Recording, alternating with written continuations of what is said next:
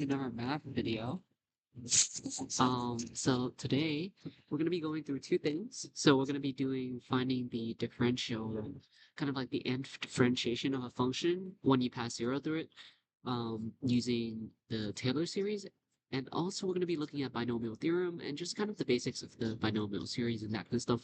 So let's get ourselves started.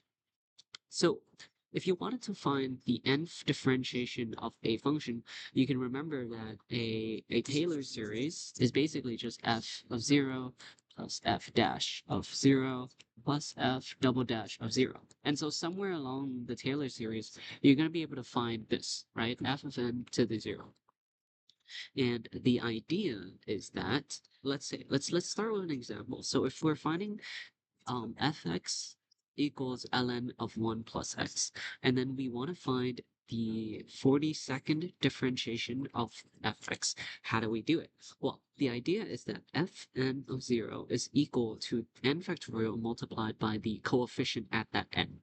And this comes from, if you remember, this comes from the cn x minus alpha to the n, right? So this would be just x. No, sorry, this would just be c0 plus c0, I think c0, yeah, c0 plus c1 of x minus alpha plus c2 of blah blah blah, right? And so whatever the coefficient is, when you see how this is like to the power of 1, this one's to the power of 2, so these powers are related. That's important to know. But yeah, so when that's the idea, and this is the equation. And basically, what we're going to be doing is going to doing the opposite of what we've been doing. So we want to, first of all, turn this into a series through which we need to find the general form of, we basically need to find Cn. We need Cn to be able to be able to use that equation. So we're just going to use our thing. We know that ln x is the integration of this. You can turn that into the sum of a geometric sequence. You get something like this, you do the differentiation, it ends up looking like this.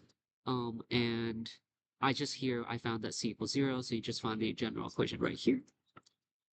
And then you write it out. Okay, so you write it out now. So this is x to the 1, this is x to the 2, x to the 3. So now we reshift our n's. Obviously, this starts from n equals 0, and this is actually 0 plus 1. This is technically n equals 0. Here, x is to the power of 1. So we want to reshift the numbers so that the n follows the x. Because again, this equation only works because we're using this kind of elemental power series equation. So we're only comparing it to that. So we have to reshift it so that the power of n, the power of x is equal to n. Oh my gosh, so sorry guys. Okay, yeah, we have to reshift it. So what you end up with is that you get this general formula where I found n, Cn is equal to, well, when the power is, let's say power equals 2, the Cn is actually just 1/2, right? You can see this, it's just 1/2. And so when power equals 2, it's just 1 over n, and it's kind of like, it's minus and plus, it's alternating series, so you have this. And then basically when you find f42, you want to find f42. F42 is just going to be as simple f42 is just going to be as simple as doing c42 multiplied by 42 factorial. And then c42 is simply going to be this equation here, minus 1 to the power of 42 minus 1 over 42. And we can do the math to find it. But that's the algorithm. Okay, that's just something we're going to be using later on. Not in this episode, but we'll be using it throughout kind of questions and stuff. So next I'm going to introduce the binomial theorem. So binomial theorem is the idea where if you have binomial means there's two. So like x plus a, right? In this case, we're using 1 plus x, 1 plus x squared, 1 plus x cubed. 1 plus x squared is going to be 1 squared plus 2 times 1 times x plus x squared, right? That's the general squared form. Well, this is the whole idea behind binomial theorem. But if you notice, the higher the power gets, it can be represented as a Maclaurin series because 1 plus x to the k is the same thing as 1 plus x to the k, and then k times 1 plus x to the k minus 1, and then k times k minus 1 times 1 plus x to the k minus 2. So basically you're getting more, and this is the same thing as what we're doing here. Yeah, so basically, generally, it's basically kind of In other words, binomial theorem can be represented by the Maclaurin series. Um, so yeah, basically the idea is that if you're starting from f0, the base x, and you want to do it to k, right? You can basically represent 1 plus x to the k as a series of these differentiations plus together. And so 1 plus x to the k is also equal to 1 plus kx over 1 factorial plus k multiplied by k minus 1 x squared over 2 factorial. That's the idea. And it's just keep on differentiating these terms down, and it simplifies it, because then you can do integration per term, you can do all those kind of things. So we'll get there. But basically 1 plus x to the k, now we found that it's actually equal to the series of k choose n. K choose n is just simply k factorial over n factorial multiplied by k minus n factorial, and k over n, k choose n multiplied by x to the n, right? And again, this is just a trick question, but what is the radius of convergence for this specifically? Well, this isn't infinity, right? This isn't infinity. It's just k. And if it's k, it's just a finite number. There's only a finite number of terms. You see how k plus 1, k plus 2, they're all equal to 0 because it's just constants. But yeah. So then the question goes, what if k is not a non-negative integer, right? This is just in the case where k equals 3 or 100 or a billion.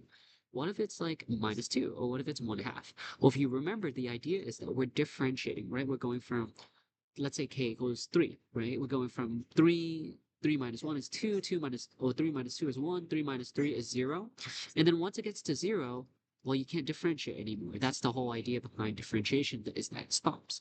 But if k was 1/2, well, k 1/2, k minus 1 would be negative 1/2, and then negative 3 over 2, and negative 5 over 2. So we'll keep on going for infinity. So then you get to binomial series. So binomial series is when you can go to infinity with it, and it basically looks something like this, where you look again. This is the equation for a Maclaurin series. You can represent it as such, and it'll just go on to infinity as this form. When k, this is the idea where k is not a positive integer. So then k choose n. It doesn't really make sense the traditional way, but it's still the same idea where it's k factorial multiplied by k factorial over n factorial over k minus n. And what you're imagining here is k factorial over n factorial over k minus n factorial. What's going on is that you're going to do k, right? And then k minus 1, k minus 2.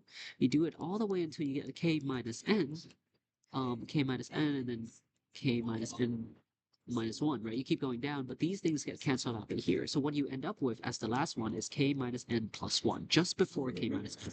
And that's exactly what's happening here. You go from k to k minus n plus 1 over n factorial. And that's the simple idea. And basically, you want to represent stuff as that. So let's say we want to represent the root of 1 plus x as a Maclaurin series or as binomial series. Well, what you do is you reduce it to here, and then you have k equals 1/2, right? And then you just keep on doing it forever. It's just the sum. It's just the general equation that we found here, right? It's oh, okay.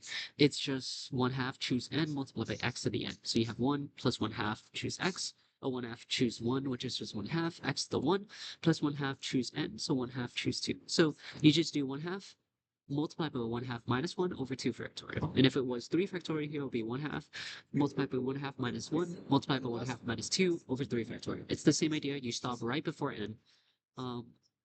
Same over here, it's just minus 1/2. You keep on doing it. This is the general form. Again, we're kind of, a lot of the times you just want to write the general form. Down here, yes. So we have this equation here where it's 1 plus x to the power of minus 1/2.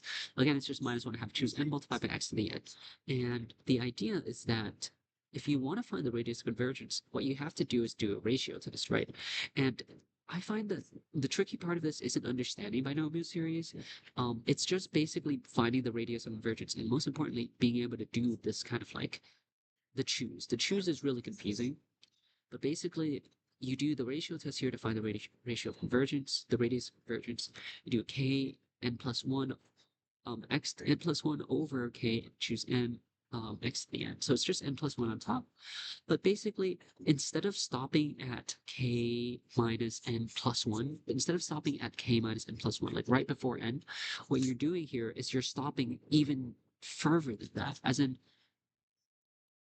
you used to stop at k minus n plus 1. Now you're going to stop at k minus n, right? Because your n is taller. So remember, it's k factorial over n factorial multiplied by k minus n factorial. And so if n is larger, you're getting a larger number here so that you're gonna have a smaller denominator, right?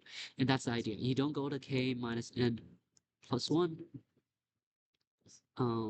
You go to k minus n. Actually, that explanation makes sense, but basically, yeah.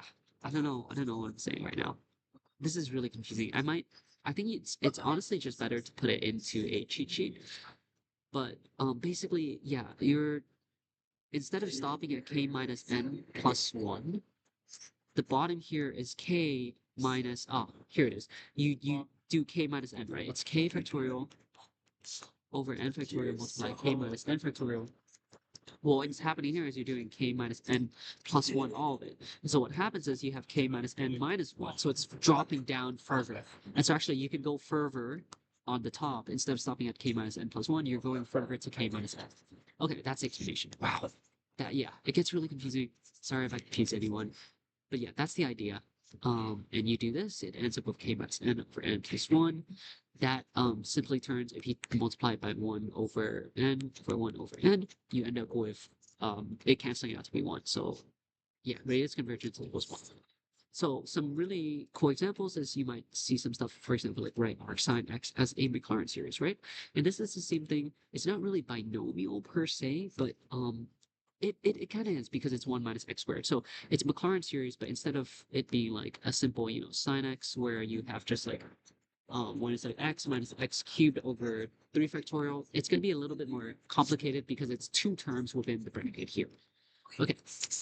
Again, this is just, if you remember, the differentiation of arc sine x is 1 over the root of 1 minus x squared. So then we can write arc sine x as the integral of all this, and therefore 1 over root 1 minus x squared. Let's try to write it as a binomial theorem, as a sum, as a series, sorry. So you end up with something like this.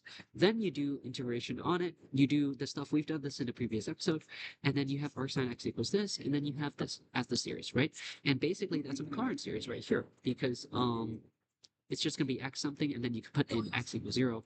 That's gonna become a Taylor series. So yeah.